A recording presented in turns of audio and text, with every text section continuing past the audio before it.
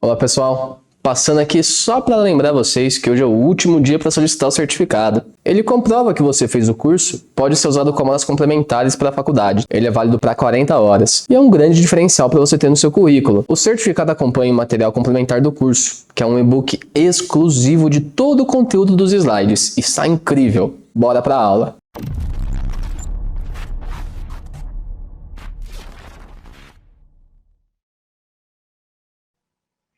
Bem-vindos à aula 3 do nosso curso de Anatomia Animal. Meu nome é Jéssica Orlandim, eu sou médica veterinária e hoje nós vamos conhecer o sistema urinário e o sistema reprodutor, começando pelo sistema urinário, que é o principal sistema excretor do organismo. O rim é o seu principal órgão, responsável pela filtragem do sangue para a eliminação de resíduos tóxicos através da produção de urina.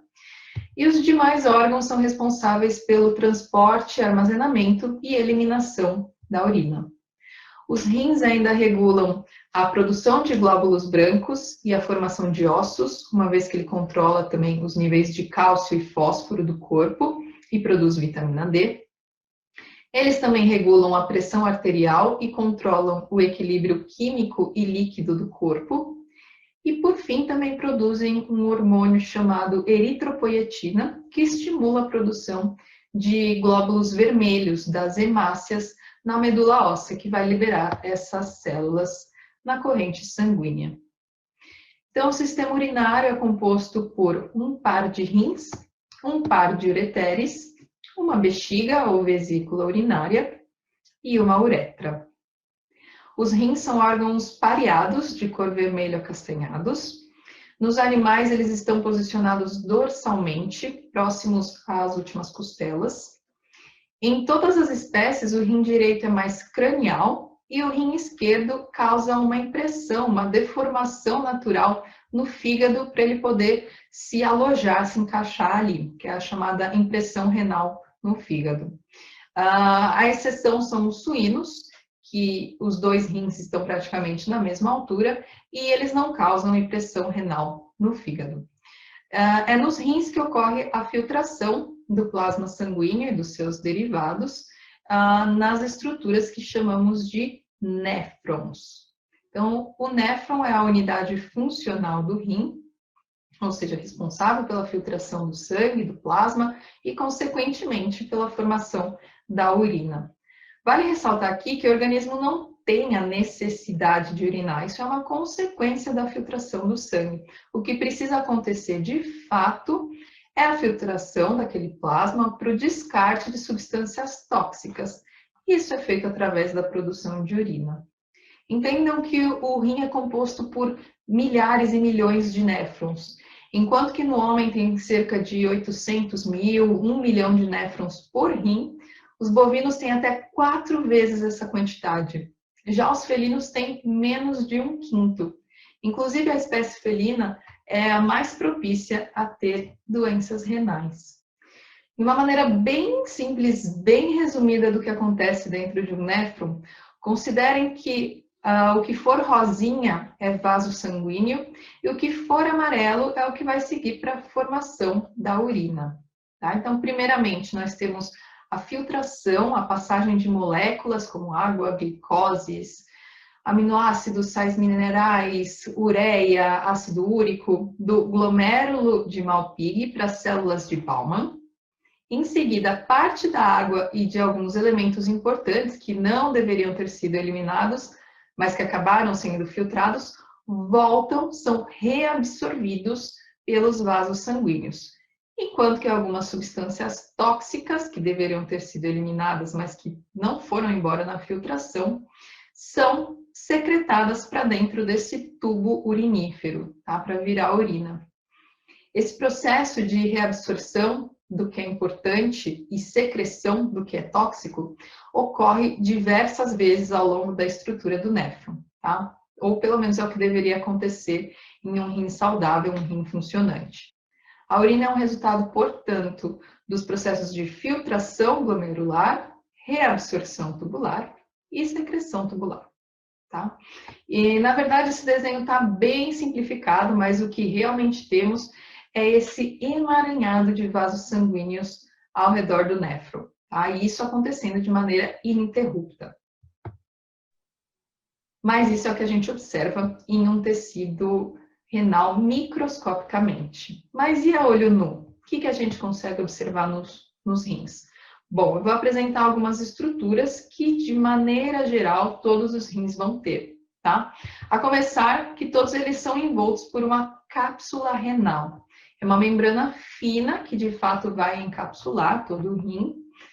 E ainda externamente a gente pode observar a artéria renal, veia renal e ureter, tá? Eles vão compor essa região, essa fenda, uma porta de entrada e saída no órgão, que é chamada de hilo renal, nessa borda interna dos rins.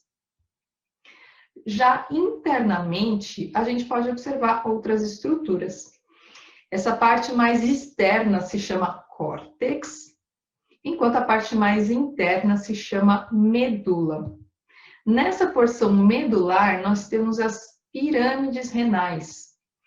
Esse desenho é um esquema de um rim humano, que é multipiramidal, ou seja, ele apresenta várias pirâmides, como também acontece no rim dos bovinos e dos suínos. Já o rim dos carnívoros, equinos e pequenos ruminantes são unipiramidais, ou seja, eles apresentam a mesma estrutura que eu acabei de apresentar, mas ao invés de ter várias pirâmides, eles têm uma estrutura só. Ainda internamente, depois da filtração, vocês lembram que aqueles túbulos uriníferos dos néfrons, os tubos amarelinhos que eliminavam a urina, né? Ela é drenada para a pelve renal, que é essa cavidade. Ela flui através do ureter até chegar na bexiga. O rim bovino não apresenta a pelve renal. Então, como eu comentei com vocês, os rins suínos e bovinos são multipiramidais, enquanto que o dos carnívoros, equinos e pequenos ruminantes são unipiramidais.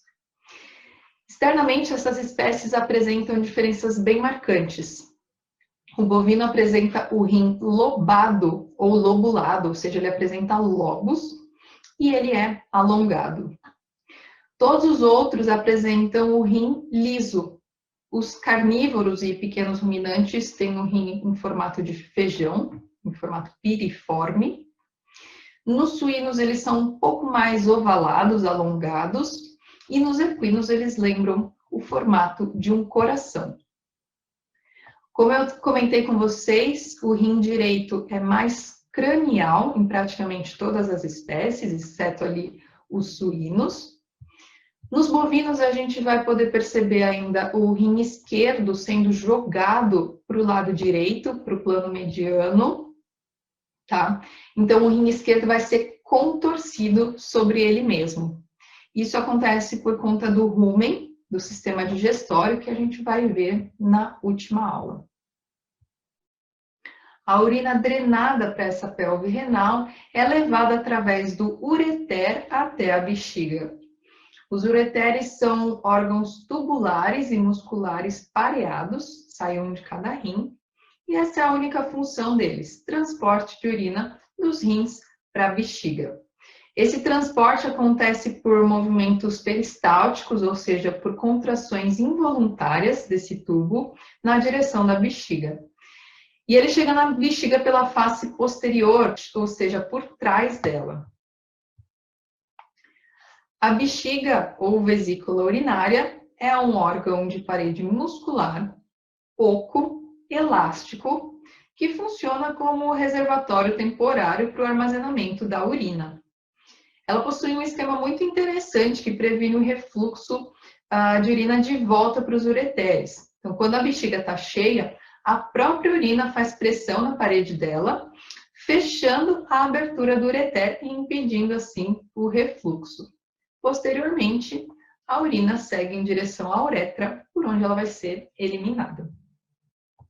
E, por fim, a uretra é um órgão tubular e muscular que serve para a eliminação da urina, desde a bexiga até o meio externo. O esfíncter uretral externo, na porção final da uretra, permite o controle voluntário da eliminação da urina. Uma diferença importante que podemos citar entre a uretra do macho e da fêmea é que na fêmea ela serve somente para micção, tá? Para eliminação da urina. Já nos machos, além da micção, é por ela que ocorre também a ejaculação. Outra coisa que nós podemos notar é a diferença do tamanho da uretra, que apesar de aqui serem espécies diferentes, uma égua e um cachorro, nós podemos fazer essa analogia para praticamente todas as espécies que nós vimos. Tá? Percebam que a uretra na fêmea ela é mais curtinha, ela vai da bexiga até a vulva e acabou. Nos machos, sejam caninos, bovinos, equinos, a gente encontra uma uretra bem mais longa, que no meio do caminho vai se encontrar com próstata e com outras glândulas, que a gente vai ver na aula a seguir, das quais ela vai receber o sêmen, o líquido seminal, vai fazer uma curvatura, vai passar por todo o prolongamento do pênis para poder eliminar a urina. Tá? Nós vamos entender isso daqui a pouquinho. Uma exceção são os felinos, onde a gente tem o pênis posicionado no períneo, próximo do que seria a região da vulva das fêmeas. Então, a uretra não tem tanta mudança de comprimento, mas mesmo assim a gente tem mudança de espessura. Os felinos machos têm mais problema de obstrução do que as fêmeas. E agora sim, o sistema reprodutor, que também é chamado de aparelho reprodutor ou sistema genital, que é o sistema responsável pela perpetuação das espécies.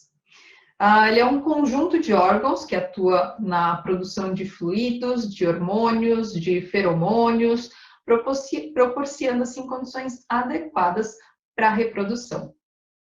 De maneira geral, os outros sistemas que nós vimos são praticamente o mesmo, as mesmas estruturas, tanto para macho quanto para fêmea, e mesmo entre as espécies eles são bem semelhantes, apresentando uma ou outra peculiaridade ali dependendo do animal.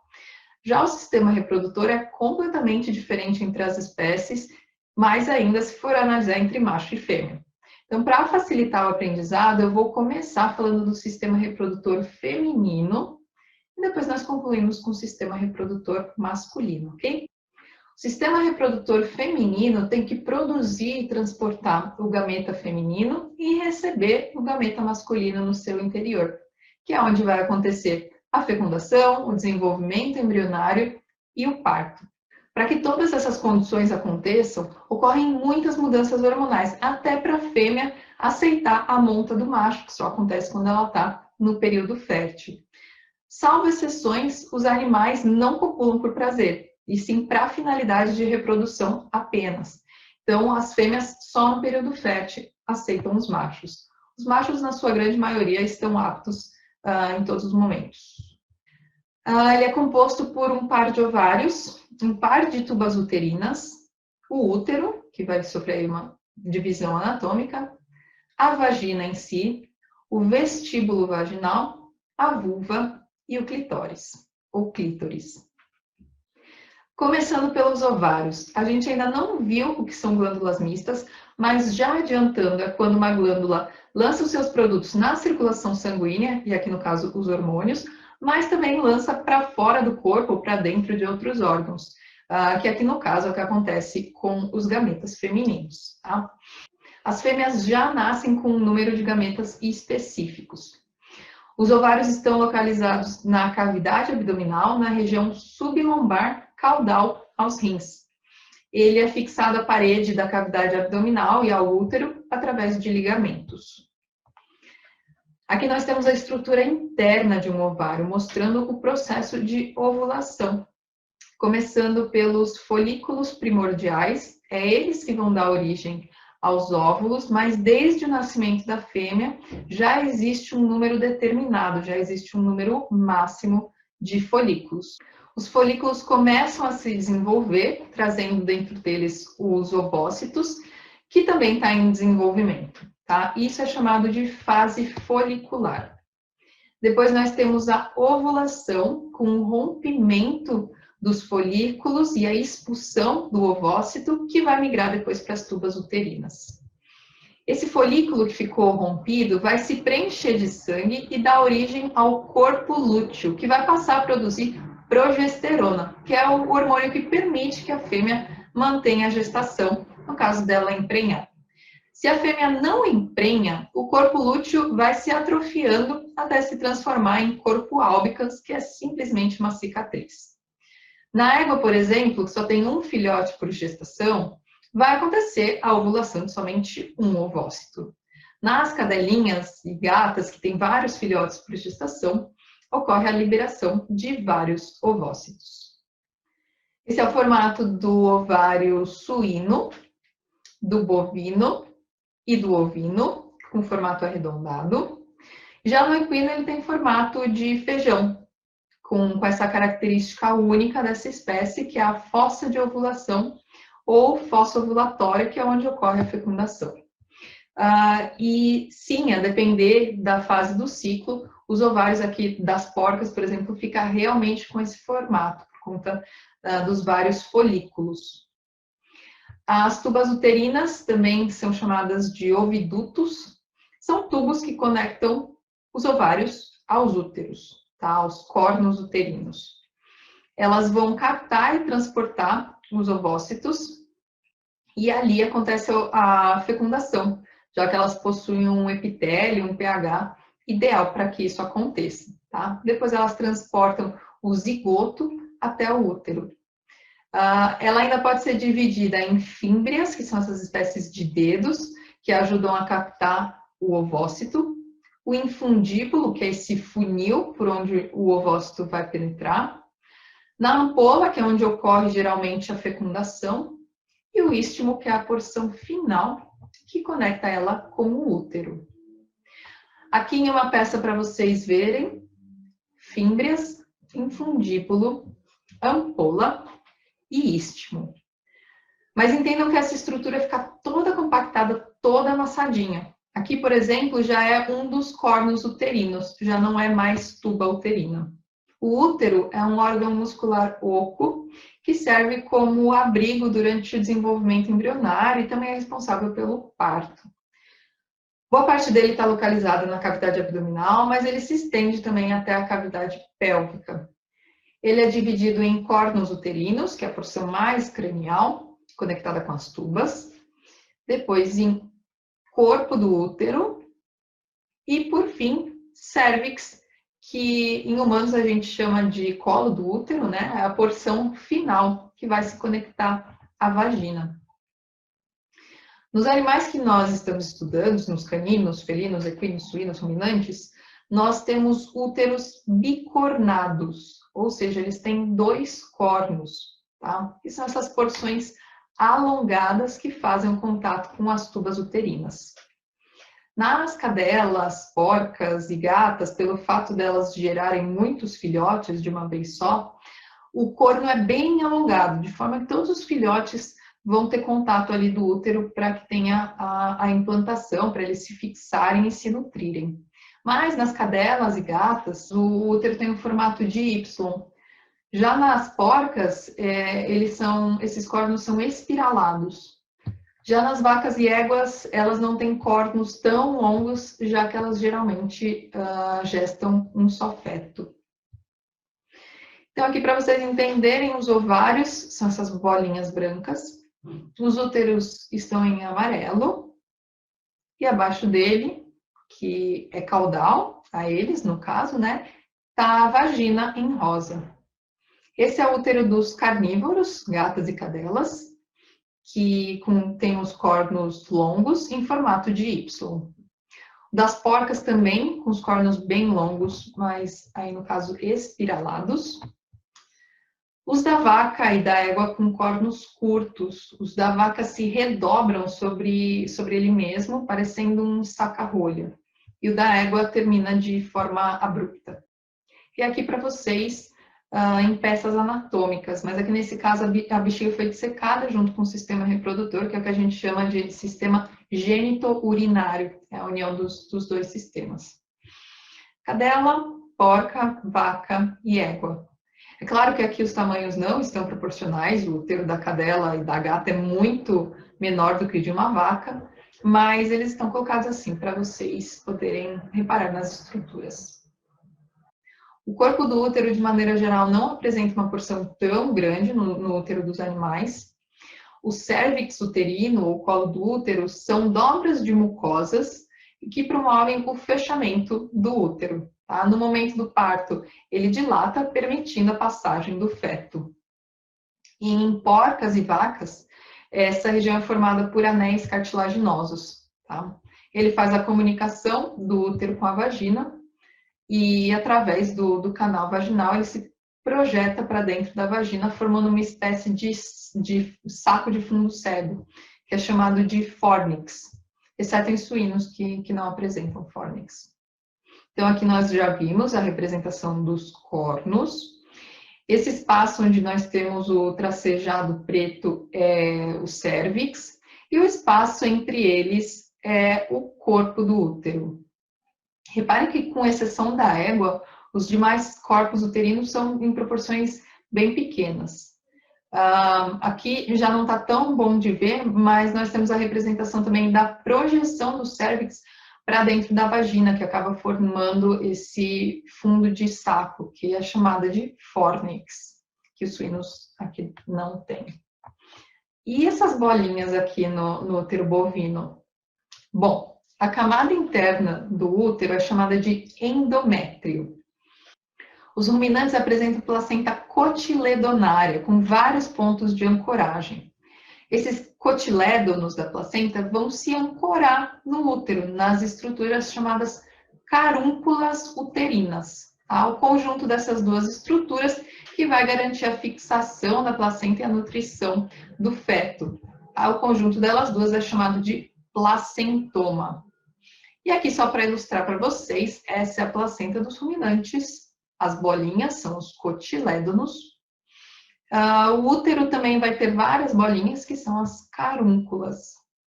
Elas ficam grudadas, formando uma unidade só, o placentoma. A camada média é o miométrio, que é justamente a porção muscular, e o revestimento externo é o perimétrio. A vagina é um túbulo muscular e membranoso que se estende aí do cérvix até a vulva. Ela tem função de alojar o pênis durante a cópula e de permitir a passagem do feto durante o parto. Ela é dividida em vagina, em si, propriamente dita, e o vestíbulo vaginal. E nessa divisão nós temos o ósteo uretral externo, que é a saída, o buraquinho de saída da uretra. Então, aqui no desenho, nós temos o sistema reprodutor de uma vaca e na peça anatômica de uma porca. Recapitulando: ovários, tubo uterina, cornos uterinos, corpo do útero, cérvix uterina, essa porção é chamada de vagina, aqui nós temos o ósteo externo da uretra, a saída da uretra, e essa porção é o vestíbulo vaginal. Aqui é o clitóris ou clítoris e, por fim, a vulva, que é a genitália externa. Ela é composta de 2 lábios vulvares, sendo que internamente ela é revestida por tecido mucoso e externamente por pele. E ainda na vulva a gente pode observar a glande do clitóris. Então temos aqui os lábios vulvares e a glande do clitóris. Se a gente afastar os lábios, a gente pode ver melhor a glande do clitóris e a fossa clitoriana. E como eu comentei com vocês, muitas vezes os dois sistemas, o reprodutor e o urinário, são representados juntos, no que a gente chama de gênito urinário, porque de fato eles estão muito conectados. Tá? Cranial aos ovários e cornos uterinos, nós temos os rins. Ventral ao útero, a bexiga. Na fêmea, os dois sistemas vão se encontrar aqui na região da vagina, entre a vagina e o vestíbulo vaginal, que é a saída da uretra, ou ósteo uretral externo. E a vulva, então, que é comum para os dois sistemas. Como eu disse anteriormente, a finalidade do sistema reprodutor é justamente a procriação da espécie. Então, finalizamos com uma foto ideal. Agora nós vamos conhecer o sistema reprodutor masculino e encerrar a nossa terceira aula. Bom, o sistema reprodutor masculino é responsável pela perpetuação da espécie, assim como nas fêmeas. Ele produz os espermatozoides, os gametas masculinos, deposita esses gametas no interior do sistema reprodutor feminino e também é responsável pela produção de hormônios andrógenos. Ele é composto por um par de testículos, um par de epidídimos e um par de ductos deferentes que vão desembocar ali na uretra, que nos machos faz parte tanto do sistema urinário quanto do sistema reprodutor. Depois o pênis e também, dependendo da espécie, algumas glândulas acessórias masculinas, como um par de glândulas seminais, que nos equinos são chamados de vesículas seminais, a próstata e a glândula bulbo-uretral. Agora vamos ver a anatomia de cada uma dessas estruturas. Os testículos são glândulas mistas, uma vez que eles produzem os gametas masculinos, os espermatozoides, e também hormônios que são lançados na corrente sanguínea. Ele é revestido e protegido pelo escroto, ou bolsa escrotal, que é uma projeção da cavidade abdominal para afastar o testículo do interior do corpo. Isso porque os espermatozoides devem ser produzidos em uma temperatura abaixo da temperatura corporal. E na bolsa escrotal existe ali uma musculatura, o músculo cremaster, que é responsável por aproximar os testículos do corpo nos dias mais frios e por afastá-los nos dias mais quentes. E os testículos se posicionam de maneira diferente aí, a depender da espécie. Nos felinos, eles ficam aqui na região perineal, próximo do ânus. Em cães, eles são posicionados horizontalmente, em uma região intermediária. E nos ruminantes, eles são pendulares. Tá? Cada testículo é envolto por uma cápsula e os dois vão ser separados na bolsa escrotal pelo septo escrotal. O epidídimo é uma estrutura que macroscopicamente podemos dividir em cabeça, corpo e cauda. Ele tem função de nutrição, concentração e maturação dos espermatozoides. É aqui que aparece a cauda dos espermatozoides, por exemplo. E eles ficam principalmente armazenados aqui na cauda do epidídimo. Eles conectam, então, fazem o transporte dos espermatozoides dos testículos até os ductos deferentes. E os ductos deferentes servem simplesmente para transporte dos espermatozoides já maduros que estavam armazenados ali na cauda do epidídimo. Tá? Ele vai levá-los até a uretra. Nos animais que apresentam glândula vesicular, ele se une ao ducto dessa glândula, que a gente já vai ver a seguir. Nos animais que não têm essa glândula, ele se une diretamente na uretra. Então, essa é a anatomia do testículo e de suas estruturas. Primeiro aqui nós temos o plexo pampiniforme, onde a veia testicular se enrola em torno da artéria, com o objetivo de baixar a temperatura do sangue arterial e manter o testículo com uma temperatura um pouco mais baixa que a temperatura corporal. Depois o testículo em si, onde acontece a espermatogênese, a produção dos espermatozoides, e também onde ocorre a produção de hormônios masculinos. Esses espermatozoides passam para o epidídimo, onde vai acontecer a concentração, maturação dos gametas, e aqui na cauda do epidídimo, onde ocorre a maior parte do armazenamento desses espermatozoides.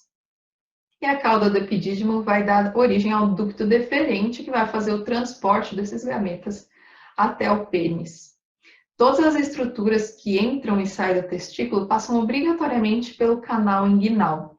Então, o plexo pampiniforme, a musculatura, o ducto deferente, é tudo englobado junto no que chamamos de cordão espermático. Na castração, corta-se fora esse cordão. E só para vocês verem por dentro, o parênquima dos testículos, ele é dividido em lóbulos. Nós temos os túbulos seminíferos, que vão originar os espermatozoides. Eles são recolhidos pelos túbulos retos, que formam os ductos eferentes, que vão conduzir o espermatozoide até a cabeça do epidídimo. Aqui só algumas imagens, a gente não consegue, obviamente, observar o testículo em si, mas sim o escroto, o saco escrotal, que engloba os dois testículos. A gente consegue observar bem a divisão, né, do septo escrotal, e percebam que é normal que haja um pouco aí de diferença de tamanho e de posição, que os dois testículos não sejam exatamente simétricos. Percebam que nos gatos a região é perineal, bem próxima ao ânus. Nos cães, cavalos e suínos é uma região inguinal, intermediária. E nos bovinos e nos ruminantes, de uma forma geral, eles são bem pendulares. As glândulas acessórias são justamente para produzir e aumentar o volume do sêmen, do plasma seminal, e assim conduzir e transportar os espermatozoides. Elas também vão servir, né? Esse plasma seminal também vai servir como lubrificante e neutralizante do pH da uretra do macho e do pH da vagina da fêmea. As glândulas não produzem o espermatozoide, só o muco, só o líquido em si, tá? E são basicamente três. As glândulas seminais, que são em pares, são duas. Nos equinos é chamada de vesícula, vesículas seminais. Os carnívoros, cães e gatos, não apresentam essas glândulas seminais. Posteriormente, a próstata. E, por último, a glândula bulbo-uretral. Os cães também não apresentam essa glândula. Os gatos sim, mas ela é bem pequena. Aqui nós temos uma vista dorsal, visto de cima, com a representação dessas glândulas em equinos, bovinos, suínos e caninos. Primeiramente, vamos nos localizar. Aqui a gente tem a bexiga e ureteres. Daí temos vindo lá dos testículos os ductos deferentes. O primeiro par de glândulas mais craniais são as glândulas seminais ou glândulas vesiculares. Nos equinos são chamadas de vesículas seminais. Cranial a ela nós temos a próstata, que é discreta nos equinos e suínos, é bem importante nos caninos, tendo em vista que é a única glândula acessória nessa espécie. Os gametas, depois de virem lá dos testículos pelos ductos deferentes, receber as secreções, os líquidos dessas glândulas que ajudam a aumentar o volume do sêmen, eles seguem pela uretra. E por fim ainda recebem o material das glândulas bulbo-uretrais, que é bem significante nos suínos e os caninos também não apresentam. E a partir daí a gente tem o bulbo peniano. A partir daí vai começar o pênis, que é a genitália externa masculina. Macroscopicamente, a gente pode dividir ele em bulbo peniano, ou raiz do pênis, o corpo do pênis, que nos ruminantes, nos suínos, vai fazer uma curvatura, um S, que a gente chama de S peniano ou de flexura sigmoide. Ele termina na glande, onde nós vamos ter a saída da uretra, que a gente já viu que nos machos é um ducto que serve tanto para micção quanto para ejaculação. E o pênis, o corpo do pênis, a glande, quando não há uma ereção, eles são envoltos por uma camada de pele, que é o prepúcio.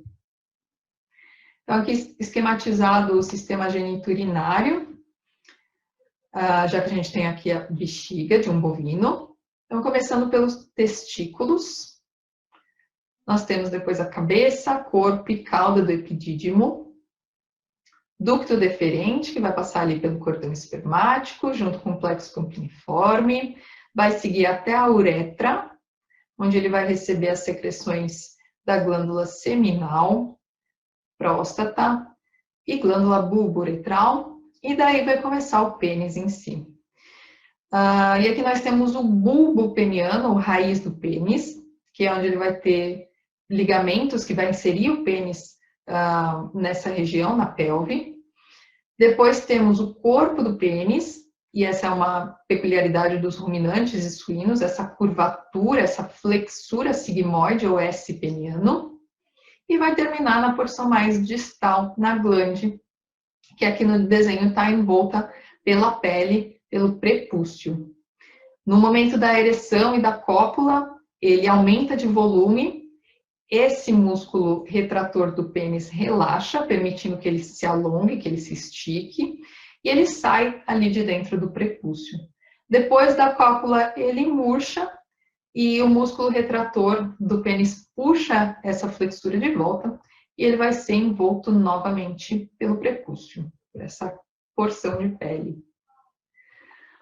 Outra espécie com uma característica interessante são os caninos, porque eles possuem o chamado báculo, ou pêmur, ou os pênis, osso do pênis, enfim, é um osso peniano, um osso que fica dentro do pênis do animal. Tá, mas para que serve isso? Bom, o pênis canino fica muito enturgecido durante a cópula, de maneira que ele não conseguiria penetrar a fêmea, acabaria machucando. Aqui temos um pênis flácido, temos a uretra, o báculo, né, o osso.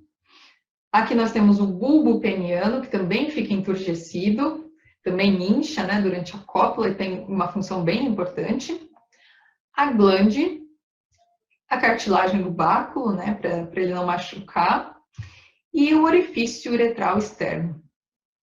Durante a cópula, antes de acontecer a penetração, o pênis fica um pouco ereto, um pouco engorgitado, a ponto que ele permita a penetração, mas ele ainda não vai estar tão firme, tão duro. Então, o báculo serve justamente para isso, para guiar o pênis, para permitir que, mesmo que ele não esteja tão firme, que ele consiga penetrar na fêmea. Depois de penetrado, ele consegue se manter lá dentro graças ao bulbo peniano, que também aumenta de volume e vai permitir essa ancoragem do pênis e da vagina.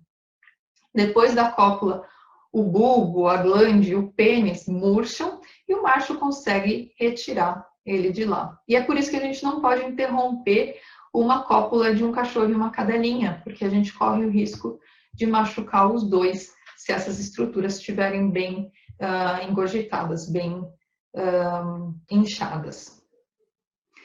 Outra espécie que merece destaque são os felinos. Os gatos apresentam essas espécies de espículas, espinhos no pênis. Isso porque as fêmeas só ovulam durante a cópula. As espículas Elas servem para arranhar, para irritar a vagina delas, causando dor. E isso envia uma mensagem até o cérebro que começa a produção hormonal para que haja a ovulação. É por isso que a cópula dos felinos é tão barulhenta, é realmente algo doloroso para as fêmeas. E depois da castração, os machos não apresentam mais essas espículas, né? Elas somem por falta dessa influência hormonal. Os filhotes que ainda não atingiram também a maturidade sexual não apresentam essas espículas. E por fim, a gente pode destacar a diferença das glandes. Ela varia muito de acordo com as espécies. Os bovinos, por exemplo, eles têm a glande terminando em ponta de lança, que a gente diz. Os outros ruminantes também, mas caprinos e ovinos apresentam um prolongamento uretral. Os suínos têm a glande em saca-rolha e não tem uma estrutura que separe, que dê para delimitar o que é glande e o que é corpo do pênis. Já os equinos têm uma coroa que diferencia a cabeça da glande e eles têm um prolongamento uretral curtinho aqui também. Nos cães também não existe muito uma estrutura que delimite o que é glande e o que é corpo do pênis, e eles têm o osso do pênis. E os gatos têm as papilas, as espículas. Então, é bem diferente para cada uma das espécies. E assim nós concluímos o sistema reprodutor e a nossa aula de hoje. Essas foram as referências utilizadas. Eu agradeço vocês pela atenção e nos vemos na aula que vem. Até já!